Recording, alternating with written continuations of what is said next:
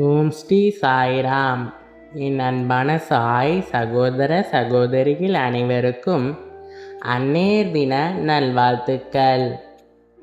அன்பான ஷிரடி சாய்பாபாவின் ஆசிர்வாதமும் அன்பான பகவான் ஸ்ரீ சத்ய சாய்பாபாவின் ஆசிர்வாதமும் இந்த அன்னையர் தினத்தில் அனைவருக்கும் கிடைக்க மனதார பிரார்த்தனை செய்கிறேன்.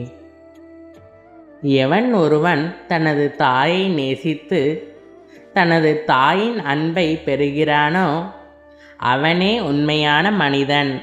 தனது தாயின் அன்பை பெற முடியாதவர் உண்மையில் ஒரு அரக்கன்தான். எனவே உங்கள் தாயை மதித்து வாழுங்கள். உங்கள் தாயின் அன்பை அனுபவித்து மகிழுங்கள்.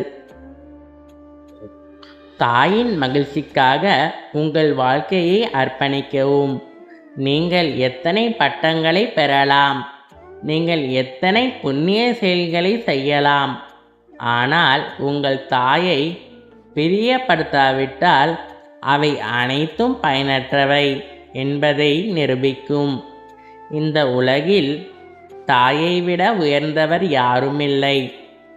மாத்ரு தேவோபவ, பித்ரு தேவோபவ, ஆச்சாரிய தேவோபவ, அதிதி தேவோபவ.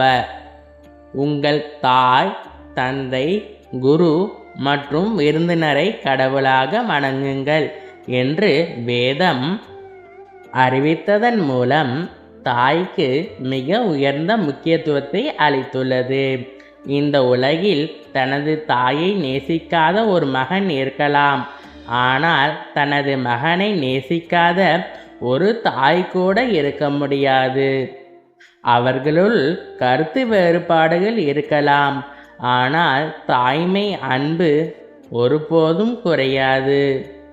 என் அன்பின் உருவங்களே, உங்கள் தாயை நேசிப்பது உங்கள் முதன்மையான கடமை.